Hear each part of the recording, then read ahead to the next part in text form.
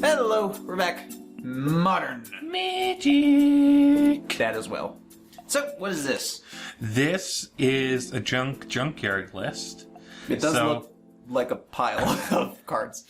Junk, which is of course black, white, green. Yep. Of course, it has a new name, but it's still junk in my heart. So it is a graveyard-based value list that really likes to just not really leave the creatures in the graveyard too long. Yeah. So of course we have the very fun Cauldron Familiar Witch's Oven combo. Fun's a strong word for that. But yes. Fun for the person casting the cards.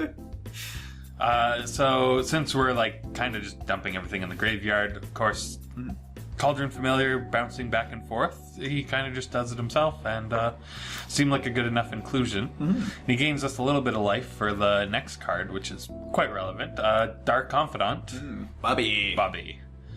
Gets us our main card draw of the deck as draws us a card each turn. Of course, costs us a bit of life, but greatness at any cost. Yeah, greatness at any cost.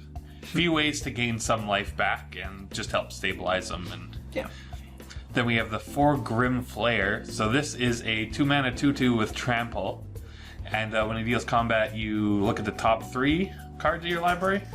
Yep, 3. Yeah. And then you can put any number of them in the graveyard, and then once you have Delirium, he jumps a 4/4. Yeah. So he's like our main beat stick, basically. But also helps fill our graveyard, and since we have plenty ways of recurring stuff, pretty good time. Yeah. 4 Charming Prince. This has a few modes. It can scry 2, gain you 3 life, or flicker something else. We do have a few enters the battlefield, so being able to flicker something is great. We have 4 Merfolk Branchwalker. This one just looks at only one card, top card. If it's a land, we get it. Otherwise, we can leave it on top or put it in our graveyard, and it gets a counter. Yep. We have the 4 Renegade Rallier. So fantastic in this deck. By the looks of it. So he can rebuy any of the cards we just went over. Him rebuying a Charming Prince is even better because you get the Charming Prince the first one, and then you bounce Renegade Rallier, and then he comes back on end step and picks something else out of the graveyard.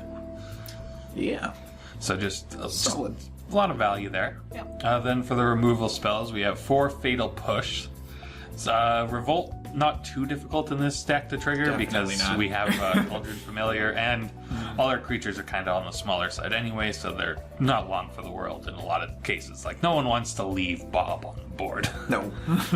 Then we have 2 Path to Exile, just a little extra oomph. And I wanted all promo removal spells, so and we could do it now. So we went for that. 4 Witch's Oven. This, of course, makes the Cauldron Familiar deck or combo tick. And sometimes has the added value, like if you need your Renegade Rallier to like pick something up, you can always just sack a Charming Prince and then Renegade Rallier it back immediately. We have 4 Unearth, one of the ways to rebuy our creatures again. Of course, it can rebuy any of our creatures. Has extra value if you have the Revolt trigger on a Renegade Rallier. It's just silly because you get a bunch of stuff. But just nice. Like again, Bob doesn't want to. Bob tends to not live on the board, and good way to rebuy him. Yep. And worst case, it draws a card. Yes, in worst case, it draws a card. And then we have 3 Gaia's Ghost Form. So this one triggers immediately. It's an enchantment aura that when the enchanted permanent dies or is put into exile, it comes back. So you have to put it on before, but I like it because it's an enchantment for the Delirium trigger.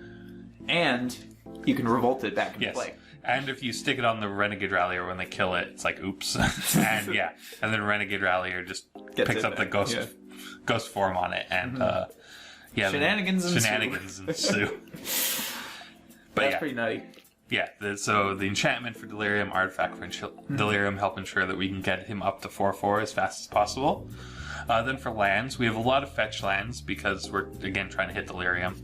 So we have the 2 Windswept Heath, 4 Verdants, and 2 Marsh Flats spread. Great for Revolt as well. Yes. And then for our dual lands, we have 1 Temple Garden. We have 3 Overgrown Tombs, since our main colors are black and green, and then 1 Godless Shrine. And then we have 2 Blooming Marsh as our fast lands, because again, black-green's our primary, and then 5 basics being 1, 2, 2, and all pretty promos again. Yeah.